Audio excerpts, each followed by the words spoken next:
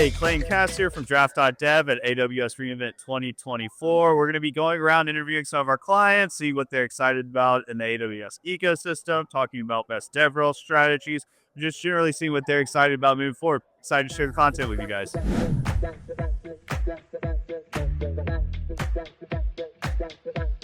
Here, Dimitri from Spacelift. Could you tell us a little bit more about your company? Sure. Spacelift, we help DevOps and platform teams automate and centralize all their building of their infrastructure pipelines on top of IC tooling. Love it. So when it comes to technical marketing, what's been working best for you guys? We have a blog that, we get a ton of traffic into that blog. We focus it really on educating and getting people to be aware of Spacelift, but more the problems we're trying to solve and bringing them in the Spacelift universe, with things like webinars, soft touches. That's really what we find is working well. Exactly. All about education being top of mind, right? Yes. So over the next year, what are you most excited about for you guys? Well, one, I'm excited about all the momentum we're building, but I think industry-wise, we're a sponsor of OpenTofu. It's a big open source project in the IC space. We've been seeing a ton of momentum about that, continuing to build. So really exciting about our next year from a Spacelift perspective, but also OpenTofu next year. Totally love it. Thanks, Dimitri. Yeah, thanks. Appreciate it. Hey, we're here with Dan from FusionAuth today. Could you tell us a little bit more about your organization? Sure. So we are authentication built by devs for devs. And so we offer a product that is similar to an Auth0 or a Cognito, but is downloadable and extremely configurable. Love it. And when it comes to how you guys acquire new users, what's been your main outreach methods? Yeah, so we actually started out charging for our software, and the founders met after not having much success and kind of blew up their whole go-to-market model and went with a freemium model. We have a full-featured community edition, and what's helpful there is that people can kick the tires on our tool without ever talking to us. So we have plenty of sales contexts where people will have said, like, I actually built on top of your software already, and we just want to buy support or advanced features. Just a piece of advice to someone attending reInvent for the first time. The most important thing, and something I've learned, is take time away from it. Right? It can feel like you have to make every minute. It's like learn something or meet people or whatnot. Take some time, go back to the hotel room and chill out, because otherwise you're going to run yourself ragged. Totally. Got to recharge social battery. Thanks, Dan. Appreciate it.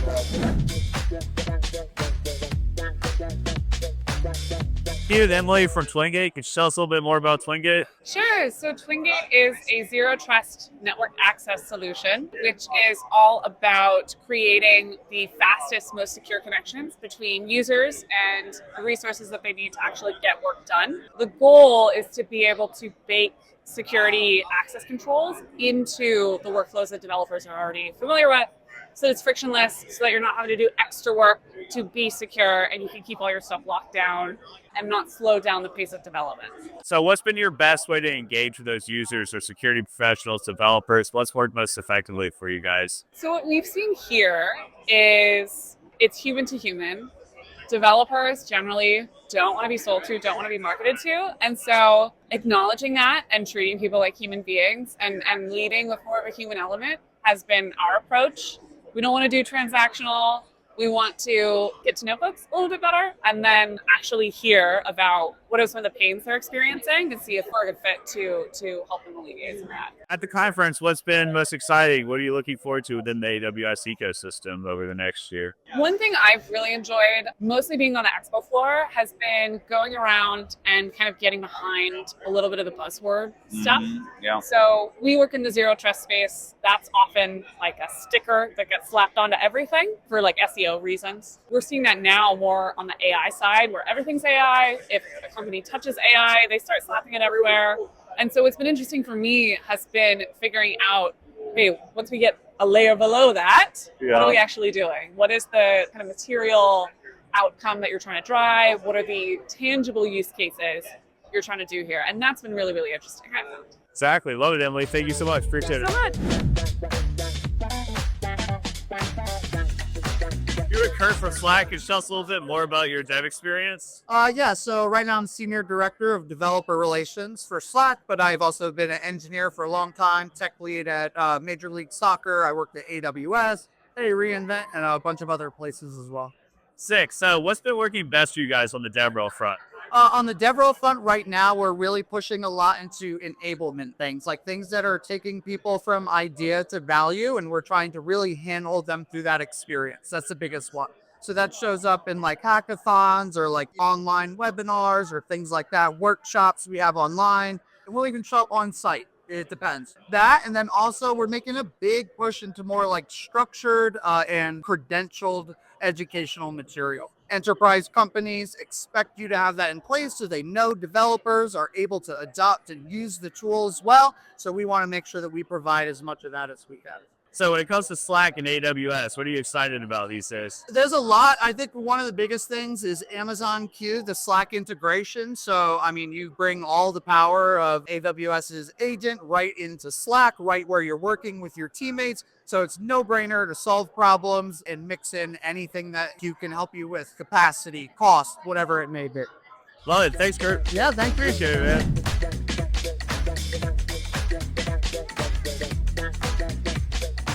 Good, Randall from Seed today. Can you tell us a little bit more about your organization?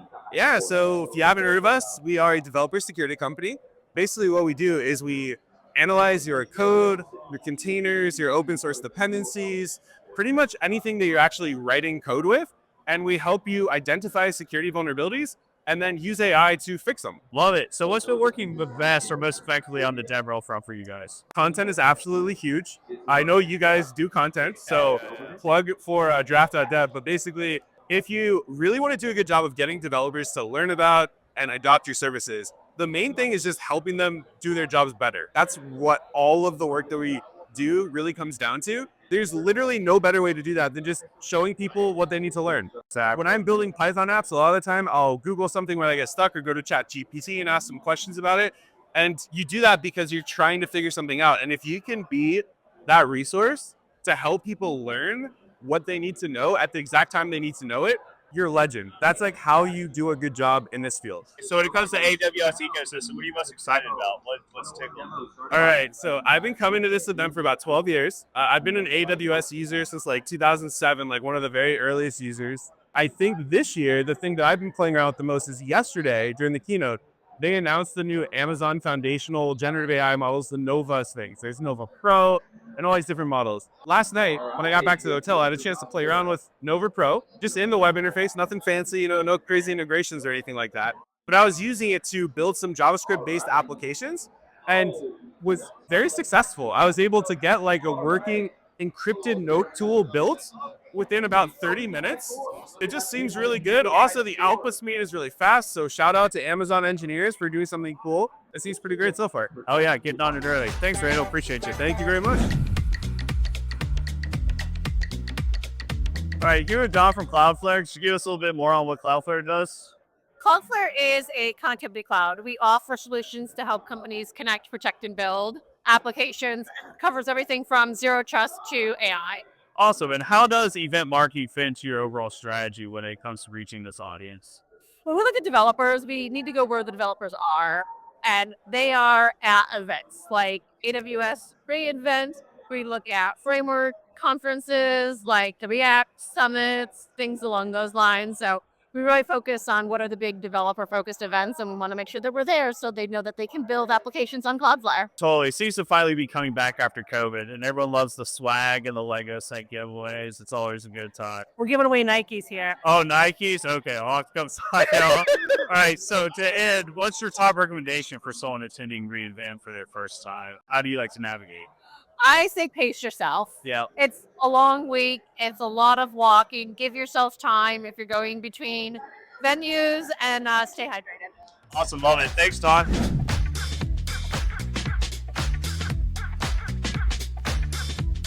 All right, we're here, Leon from Kentik. Could you tell us a little bit more about your org? I am one of the technical evangelists, which is like another way of saying developer relations advocate here at Kentik.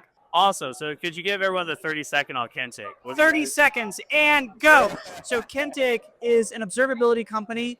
but they're focused on layers 2, 3, and 4 of the OSI model. So not at the application tracing, logging layer, but rather the stuff that's happening within your routing and switching. That doesn't mean physical hardware routers and switches, because if you have Kubernetes, you have either IP tables or eBPF, which is a router. So we're looking at the network traffic and how it's providing observability, whether that's good old SNMP or streaming telemetry or flow or API calls. So being an evangelist, what's working best on communicating with those technical professionals right now? Sincerity is the key. Once you can fake that, you've got it. I'm sorry. When you are telling a story about a problem and the person has a visceral reaction of, oh my God, that was me last week. How did you know? That's really what matters. So telling a lot of stories about different problems, not with the Kentik 5000, you can now, like, nobody cares about what the version number is or what the model or whatever, or the feature name. They want to know how to address a problem, and maybe Kentik is part of that, but maybe we can be part of that solution journey. So at the conference, what are you most excited about? If you catch your eye here? So I was walking around yesterday, and there was just some really cool stuff about AI-assisted physical interactions. I mean, some of it was silly, but that translates to so many other real automated things that you can do. It is a tool, and I think it is overhyped far too often. That being said, I think that there's a lot of possibility for using AI as a tool, as an assistive way of getting a step forward, and then you use your human brain to do the hard work. Leon, great to meet you, man. Pleasure. Appreciate it. Thank you so much.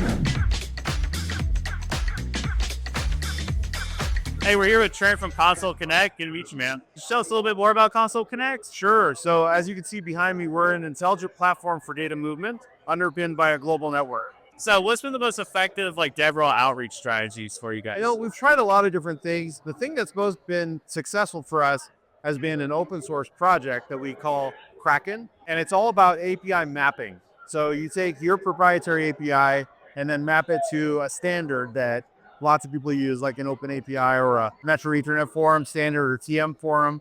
That's very common in our space. Totally. It's almost like a free community. We find that to be very effective. So when it comes to reInvent, what's been the most exciting thing you've seen so far? The thing that's been most common has been the cost optimization stuff. And that's actually an area that we help with as well. Egress fees are just often a real problem for a lot of companies. We've been able to help a lot of people lower their egress fees by about 40%. Love it. Keep trying. Yeah. We're here with Leo from SuperAnnotate. Could you tell us a little bit more about your product? So we're the #1 ranked data labeling software according to reviews at G2. We help companies basically create data sets for their machine learning applications, especially multimodal or generative AI RAG systems. We serve customers such as Databricks, IBM, Qualcomm, and a lot more. So when it comes to technical marketing, what's been most effective for you guys? When it comes to technical, kind of our most effective thing has been our blog. I think we're writing a lot of technical content, a lot of keeping up with the news in the area, and that's really what's driving most traffic to our website. It's been really successful.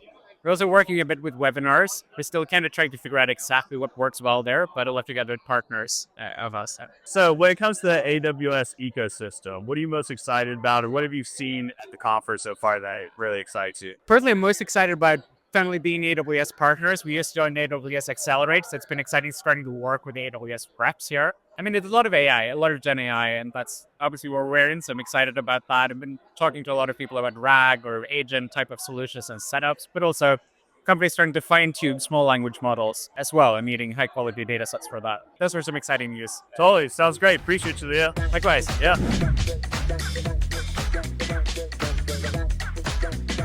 Hey, here at Keenan from Retool. Could you give us a little bit more about Retool? Application development platform for developers and technical builders who want to spin up applications quickly for either internal uses or external customer-facing stuff as well. So when it comes to event marketing, what's the main goal for you guys when it comes to reaching the technical audiences? How's it work for you? Yeah, so obviously we're here at reInvent. We're talking to a lot of new prospects and customers, but we're also getting a lot of people coming up saying that I've been using Retool for years, and here are the 2 or 3 things that I feel like you guys need to really improve. And so that's great for us to be able to get that feedback in person and talk to people that way. Awesome. Feels like it's finally picking up post-COVID. I know it's been a couple years now, but events are really rolling. What's been the coolest thing you've seen here so far? So I was walking around yesterday, and they had like a builders area where they had an entire town built out of Legos. Yeah, it was called like Bedrock Village or Bedrock Town or something, and they're running some AI-enabled, Lego towns over there. It's pretty cool. I love the builder shows. We just saw one that was like an AI drink builder. It's been really cool. So that's all we need, Keaton. Thanks, Ed. Thank you. Appreciate it.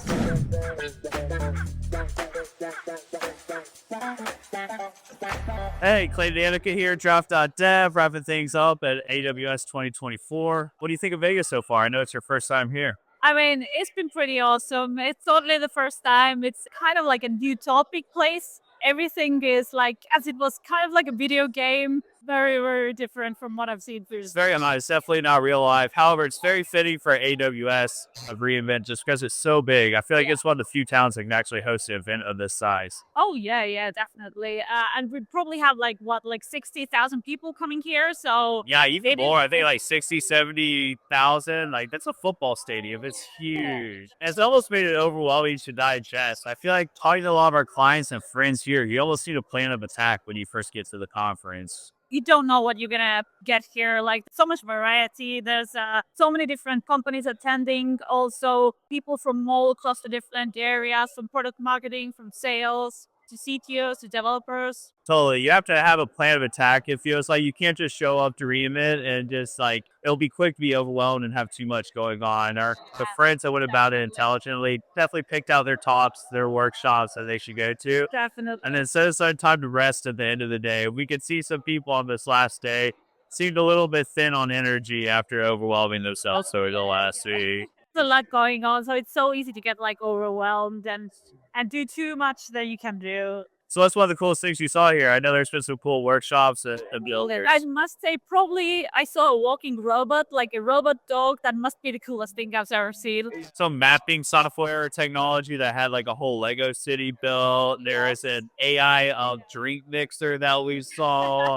It's all very interesting. So we were just at KubeCon a couple weeks ago. Very different than AWS, I feel like. I know you weren't there. Carl was there with me. Yeah. But AWS feels like almost more of a revenue generator for our clients. There's definitely still educational opportunities, but it also seems to be a big money driver. AWS is getting more sales for all these companies. So the amount of leads that companies are getting is definitely higher maybe than from KubeCon. But for us as a marketing company, it might be more appropriate.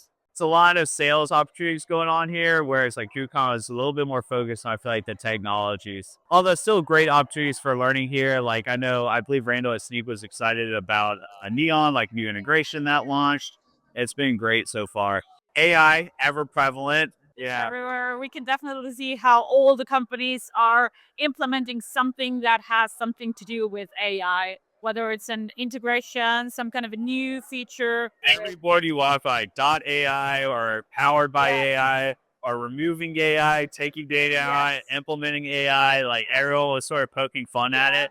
I feel like we're seeing a transition between companies basing their whole tool on AI and to just making it more of a tool within your current products. Like how do we just make the human more powerful rather than relying on the AI to do its own thing? Exactly. Being implemented more effectively. And the efficiency is there, the key word, like to make the developers or the CTO's life easier and more efficient. That's what AI is supposed to do for us, right? Exactly. Well, it's been a good conference. We do have one last step. They have their little party that they throw in. I think Weezer's playing or something. It's crazy. Playing. There's going to be food. There's going to be drinks. We'll check it out. Yeah, it'll be a good time, but I'm excited to get home. Thanks, Annika. It's been a good conference.